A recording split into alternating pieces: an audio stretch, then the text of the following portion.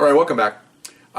We're going to do a little celebration before we start the next video, okay? We're celebrating, we're a little late because of the holidays, 4th of July, but we're going to celebrate over a year with telling stories, and now we're over like 400 and I might imagine 430 or 40 overall. We have 355 realcopstoriesvideos.com, and we have over 80 questions and answers from you guys on rsbcopstories@gmail.com. Please send me a question. So we're going to celebrate this a year, and hopefully everybody's seen this, can enjoy them all. And we're going to celebrate with my staff here. My staff, just me and them. So how's this look? Okay. Clinking, cross clinking. Cheers. Side clinking. All right. Congratulations, everybody. 1 year. Woohoo! Woohoo! All right. Cool. And if there's any highway patrol out there, we're drinking apple cider. Okay. So, are we still wiggling? Are we okay? Okay. She's drinking apple cider. Okay. She's not drunk. She just has the foot went across the tape. Okay. So anyway, so I gave you the address, and we've been talking about supervision, and that stuff's good. And so we're going to continue. Okay. Now I'm in a squad. I got about now I have about 21 years on, and the squad I had where I was teaching the guys. I was there a couple years, 2.5 years. And again, a realignment, we got disbanded. Okay, there was 3 squads working in this one unit. 2 of them got disbanded, 1 stayed, and the 2 that got disbanded, they moved us all around. Okay, so they put some of my detectives in another squad, not in here, but some other squad, another squad. 1 guy transferred to the valley, so it kind of broke us up, and I stayed with my supervisor, my top supervisor, the guy I told you about that I work with, and now I work for him. We went to a new assignment. It was basically an information network. There was, I'm trying to think how many, there was six first level supervisors in there, so my equivalent, 6 of us, and 1 top step. And it was a unit where we basically assisted other agencies along with our own agency in processing narcotic information, basically countywide and actually statewide. There was a lot of civilians working in this office. We were there to help out if there was any cases being called, anybody called in, because we were like the department experts. Our unit was on from 6 in the morning till about 11 at night. Although we were on there only about 8-9 hours a day. But if we got called out, we could get called out any time of the day or night. And so go in there. At that time I had about 21 years on, and I was a 2nd step supervisor right before the top step. And so we're all trying to make cases. Well, I went in there, I found out, again, back to supervision. Our lieutenant, great guy. Okay, I'll tell you how great he was later on as we go down the road here. And then there were 6 of us. Okay, and the top step was ran the squad, and there was 6 of us in there. We all were motivated supervisors, and I thought, okay, we're all going to be out here working. We're all going to be making cases because we're all tenured. Everybody has at least 20 years on, been around a little bit, and we're here now. Well, that's not the case. Okay, here we go. Here it comes. I quickly found out, to be in there like 2 months, even a month, that 3 of the guys in here were just skating. They were just there in body only. Okay, they really didn't go out and initiate cases, and it kind of upset me because I thought maybe my top step would catch that and try to motivate them. In other words, talk to them, because I would have. Because again, I'm slowly becoming and trying to be more an affirmative and a more assertive supervisor, because I'm not quite top step yet. Top step runs everything. I'm just one of the 2nd levels. But I'm learning and watching and learning. That sponge that I had when I started the academy, and each drop was information, is getting pretty good size. And 20 years later, I'm getting good here. But I'm watching, and I didn't, even though I like my boss, I think he should have taken those 3 off to the side individually and counseled them and said, look, you need to start doing some work here. Because what happened was, the other 3, myself and 2 other guys, we were making cases, we were putting people in jail, and we were also responding to middle of the night calls where divisions would have a complicated problem. And I'll give you one small example. Go off the road here. It's like 2 in the morning. I get a phone call, and one of the divisions had a complicated arrest, narcotics, and they need some help. So they called our unit, and they called for somebody to go out. Well, they called me, so I took off. At 2 o'clock in the morning. I get there, almost 3, and I walk in. There's, remember now the police stations, they're 24 hours a day. So you walk in there, lights are on, air conditioners are going, everybody's working. It's not an empty office like most offices. And so, I walk in and I introduce myself I say, who's the supervisor? Well, how you doing? I'm so-and-so from so-and-so. Well, he knows that I'm a supervisor because, when you call there, you're going to get supervisors. The reason why you want supervisors is because we're going to give approval to book bodies, book evidence, and they want someone with some clout. Because if it goes to court or there's a problem, then they can come to a supervisor, made the decision, me. So I walk in, and there's like 4 young, at that time I had 20 years on. These guys look like they were 12, okay? These officers, they're all 21, 22, they're all young guys, And of course I walk in, and the supervisor goes, yeah, this is Detective so-and-so from Narcotics. And they're all like, I got beard and like long hair. Oh, because I did the same thing when I was a young guy. I look at, whoa, it's Narcos, woo, So, okay, what do you got? So the 2 guys, lead guys, officers are coming over to me. Okay, we got this. They got the narcotic all spread out, a couple of guns. I go, okay, excellent. How'd you get here? How'd you get there? Okay, where are you now? Okay, and they're all looking at me, even the sergeant. I go, okay, this is what you need to do. You write this, this, and this. This is what you saw, right? So I don't tell anybody to lie anything. This is what you saw. You write this is what you saw. You saw this, you make another paragraph, and we'll cut and paste. Okay, everything was there's no computers, everything was penciled in. So what we do is we had a multiple report. We'd have one guy write part of it, one guy would write the other part of it, and then we would literally cut it and glue it on top to make them complete story. And then once it's complete together, that's the original. It's going to stay in the division anyway.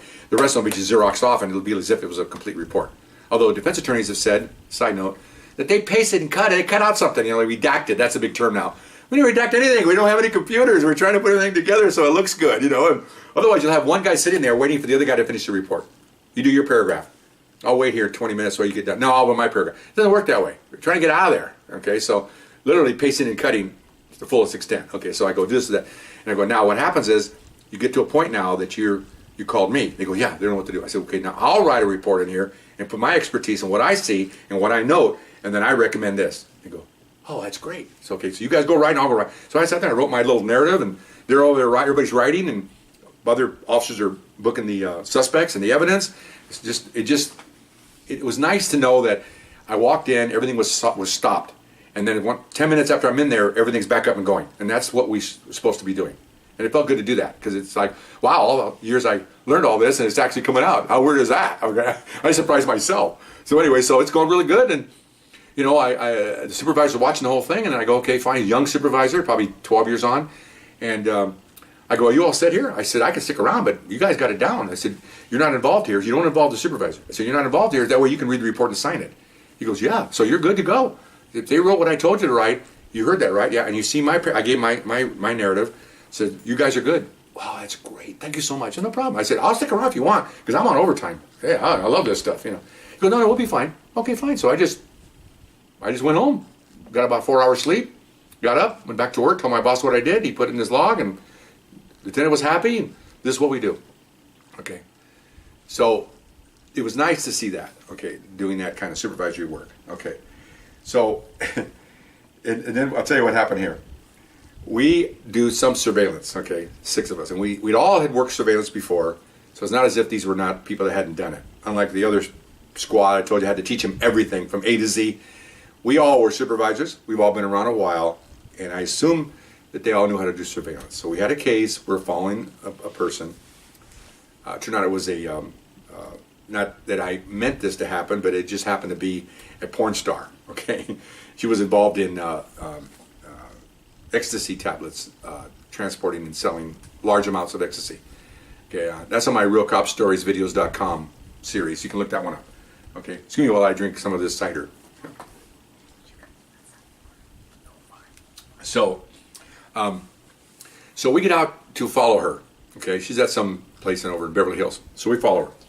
Well, I found out quickly that the 3 I told you about that weren't very well at this, who didn't want to be involved too much, they got in the way. They would literally get in the way. They would be driving along, and I'd say, I'm making my name Bill. I said, Bill, you got it? Yeah, I got it. And then I see the girl make a right turn, and he wouldn't broadcast it. I go, do you got it? Yeah. She made a right turn. She did? Oh no! I thought, this is great. So I'd make the right turn. I'm following. I'm thinking, okay, that guy's out. He's not mentally involved. He doesn't want to do anything. I mean, literally. Later on, his buddy, they were buddies, later on in the day, we're following her again, going somewhere, and he was lagging behind. She was pulling away, and I was up to here with these guys. And it turned out later on that they really didn't like me that much, only because they thought I was a big smartass. No, I wanted to do the job. Okay, not that I was a smartass. He just got in the way. Okay, so she's pulling away, and I'm behind the guy in front of me. Doesn't want to work, and I'm like, "Let's go." He goes, "Oh, where is she? She's up there." So I just said, I've had enough of this. 2 hours of this crap. So I just went around him. I went around, took off, and I'll make him another name, Tony. I said, "Tony, lead, follow, or get out of the way." I just took off. He didn't like that at all. Well, bro, if you're not part of the solution, you're part of the problem. I hate to be one of those, motivating guys that have motivating seminars, but So at the end of the surveillance, we met afterwards to discuss it, and then we're all going to take off and go home. And so he said, "Oh, hey, can I see you for a second?" I go, "Yeah." He goes, "What was that thing? What you said on the radio?" I said, "Bro, I don't care how you work. I don't know what you do, but I said, I don't think your heart's in it." He goes, "What?" I said, "I don't think your heart's in it." I said, "But that's fine." I said, "You do what you got to do." I said, "But you're kind of in the way, and I want to make this case. It's my case. And if it was your case, I would show interest." That was a joke because he wasn't making cases, but I thought I'd try to include him in that. Okay. Oh, okay. So then, a couple days later, my boss was coming in and he wanted to talk about something. So we were talking about some kind of administrative thing, and I said, because we're partners. I said, "What's wrong with these two guys, man?" He goes, "Well," I said, far be it for me to tell you what to do, but we always bounced off each other. I said, "I think you need to talk to them. They're getting in the way, man. Did you hear that surveillance the other day?" He goes, "Yeah, I heard you say something on the air." That was one of many times they just got in the way. If they don't want to be here, boss, tell them to stay back at the station. He goes, "Yeah, I'm going to have to talk to those guys." I said, "Well, see, again, I would have done more than he did. But again, I'm learning. Later on, I will do what I have to do. Right now, I don't have the clout. I don't have the horsepower, they call it, to do this. Okay, I'm equal to him. I certainly can't correct him, but he needs to correct him. And I thought he should have done that." So so that's what we did in that particular assignment. We go out and we get called out a lot and give expertise. Sometimes patrol would come in during the day and want to ask us about how to do this case, because some of the stuff gets a little complicated. Only because of search and seizure, California state law changes about every 2 or 3 years. They change search and seizures. 1 year you can search the car, 1 year you can't. 1 year you can search the trunk, 1 year you can't. They don't know what they're doing. They're all, the Ninth Circuit Court, the most overruled court in the country. They're afraid to make a decision, because if they go too firm, then they'll get overturned. And so they don't know what they're doing. And it's tough for law enforcement to figure out, okay, what is it this week? What's the flavor of the week? Can I or can't I search them? Used to be you can search all cars, and then only everything but the trunk. Oh, everything but his immediate control. Oh, well, okay. Really? You guys make up your minds, okay? It should be consistent. Like you watch cops, they Miranda rights. That's one thing that's consistent throughout the country. Why can't you make it that way? One consistent all the way. Oh no, they have to make their own decision. It's up in Sacramento, and how that area up there is a little bit on the loose side. So sure as heck wouldn't want to hurt the crook by allowing us to search. Oh my gosh, you might find that gun or that dead body in the trunk. Oh boy, Anyway, so. Anyway, so I'm going to go ahead and cut this short because I have a whole new area here coming up, and this is a little bit shorter than I'm used to, but we'll see you next time, okay? All right, bye-bye.